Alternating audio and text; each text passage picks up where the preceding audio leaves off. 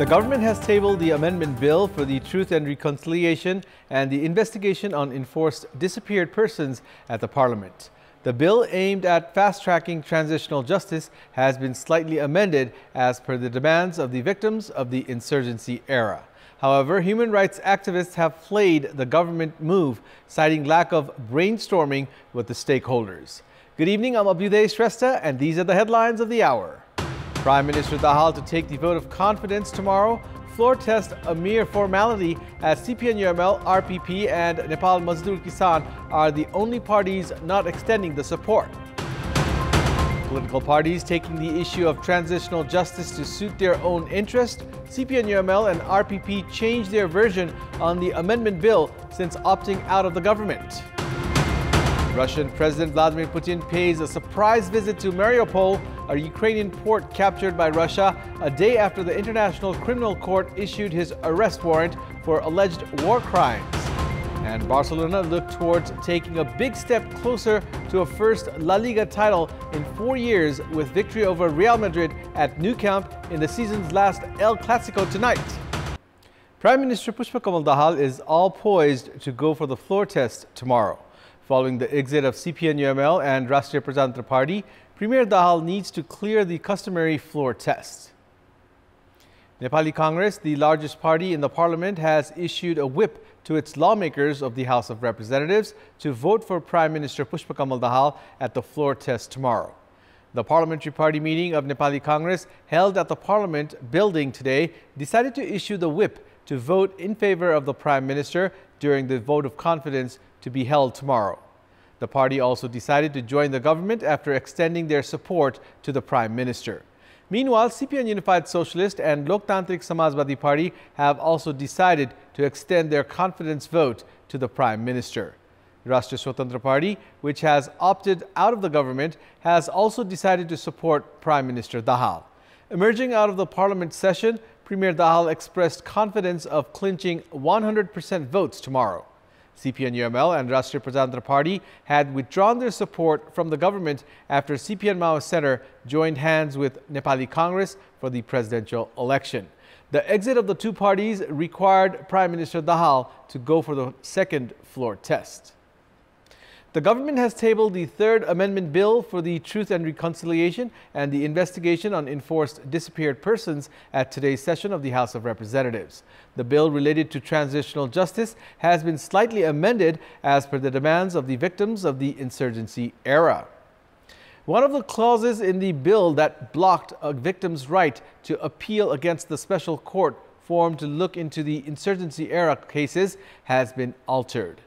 The amended clause states that a victim can now appeal at the Supreme Court against the special court verdict. Likewise, once the Truth and Reconciliation Commission and the Commission on Investigation on Enforced Disappeared Persons have recommended to file a case against the perpetrator, the Attorney General's office has been authorized to do so within a year. This provision has also been slightly changed in the amendment bill. Prior to this, the bill only had a deadline of 6 months. However, the interpretation of the insurgency-era cases as violation of human rights and serious violation of human rights has been kept intact. The victims, experts, and the international community too had objected to this division between the violation of human rights. Meanwhile, human rights activists have flayed the government for tabling the amendment bill without consultation with stakeholders. The National Human Rights Commission has also objected to the government move of registering the amendment bill without adequate discussion. The government has made preparations to fast-track the bill to conclude the peace process. This development also comes in the light of 2 writs filed against Prime Minister Pushpa Kamal Dahal seeking his arrest for his remarks related to the insurgency era. The political equation in the country has changed with Nepali Congress, the largest party in the parliament, finding itself back in the government reins. Likewise, CPN-UML, the coalition partners in the previous government, now finds itself in the opposition bench. The parliament has a number of significant works to achieve. One among them is the bill related to transitional justice that was tabled today itself. However, with the change in political equation, the issue of transitional justice is likely to get further complicated. In the Common Minimum Program issued by the government following the formation of the government, it was said that the works of transitional justice will be settled at the earliest possible time.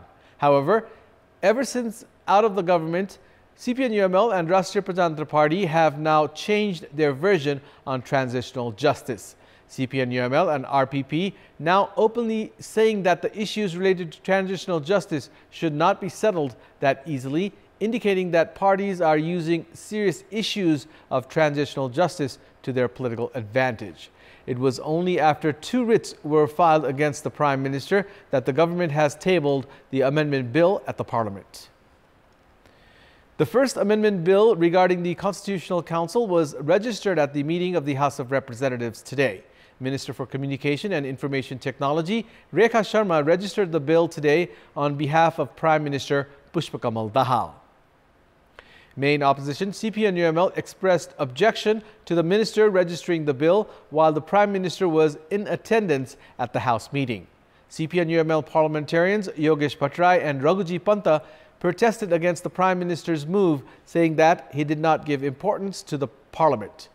Meanwhile, on behalf of Chairperson of the Parliament Regulation Drafting Committee, Chitra Bahadur Kesi, at today's House meeting, Ramesh Lekhak proposed to look into the committee report, which was unanimously accepted.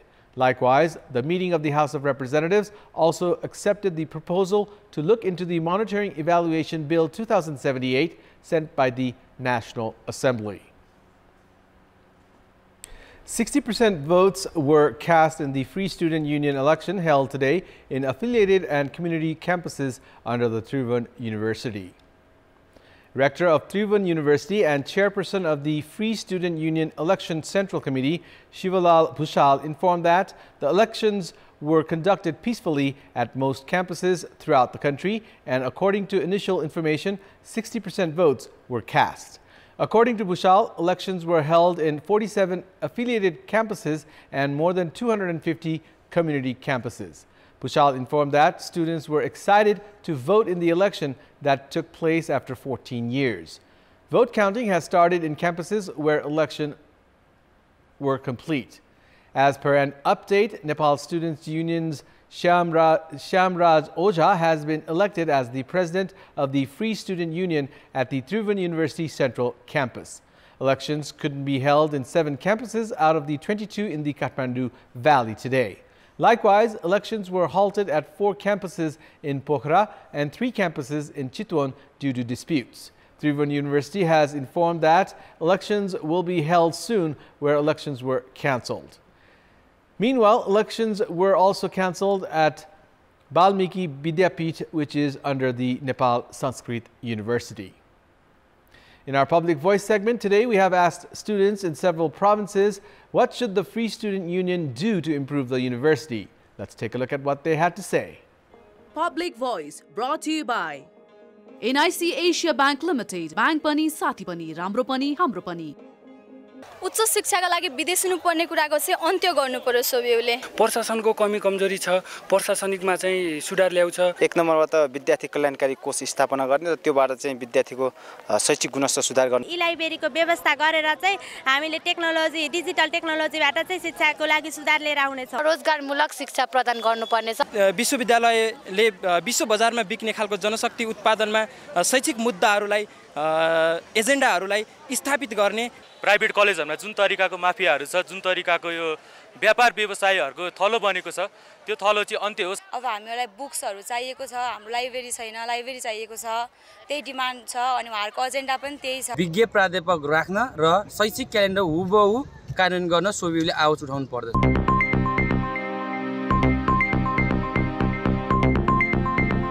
It's time now for our segment Public Pulse, where you text us with your opinion. Public Pulse. But before that, let's take a look at the results from yesterday's poll. Yesterday, we had asked you, why has there been delay in implementing the National Planning Commission's listed development projects? 37% voted for A, lack of budget, 36% voted for B, error in selection of projects, and 27% voted for C, not in priority. And here's today's question. What's your take on the government's preparations to embrace health science academies under a single act?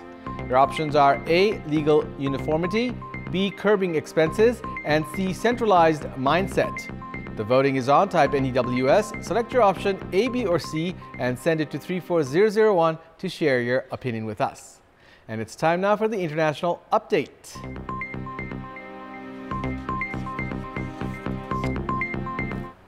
Russian President Vladimir Putin has paid a surprise visit to Mariupol, a Ukrainian port captured by Russia after its forces pounded much of it to ruins. An official video showed Putin driving a car through streets at night and speaking to people. It is not known when the footage was taken. It is believed to be his first trip to a newly occupied Ukrainian territory.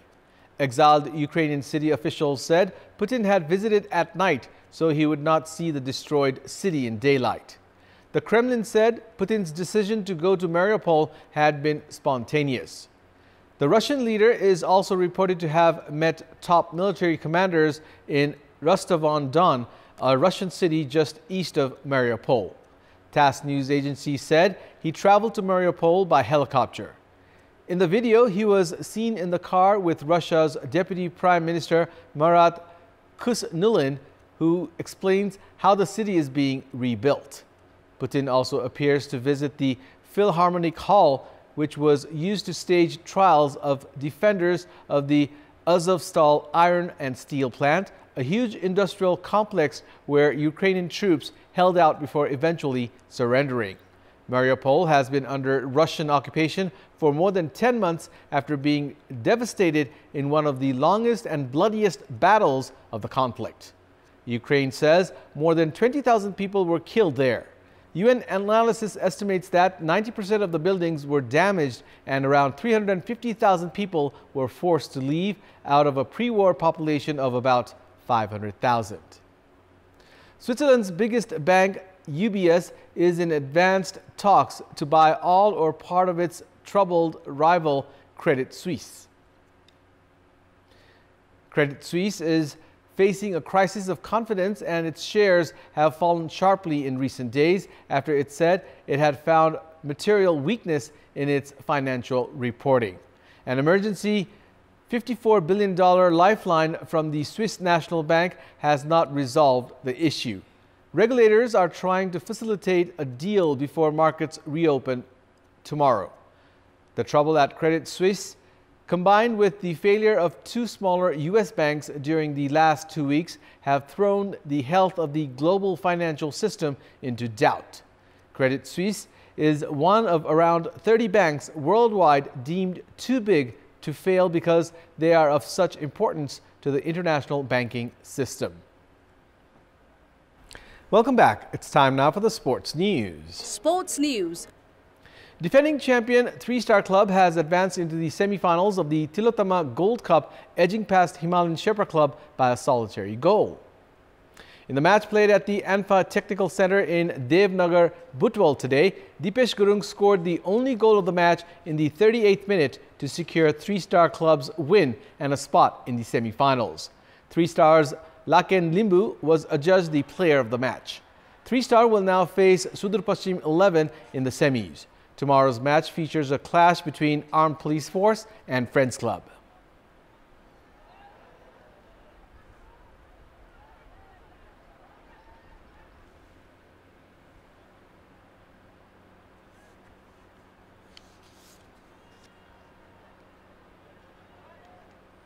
A-Division club Church Boys United has stormed into the semi-finals of the Itari Gold Cup after blanking host Rastriya Jagriti Club 2-0. In the quarterfinal played at the Itari Stadium in Sunsari today, Ashish Chapagai and Mosam Limbu were in the score sheet for Church Boys. Ashish opened the scoring at the stroke of halftime after a penalty was awarded to Church Boys for a tripping foul inside the D-box by Rastriya Jagriti goalkeeper Neeraj Chaudhary. Although the spot kick taken by Church Boys skipper Milan Rai was saved by Neeraj, Ashish scored on the rebound. Mosam Limbu found the net in the 56th minute to double Church Boys' lead. Mosam, who came as a substitute for Vivek Podel, scored 2 minutes after entering the pitch. Machindra Club Kathmandu is up against Kanchenjunga Football Club in tomorrow's matchup. And it's time now for the weather update.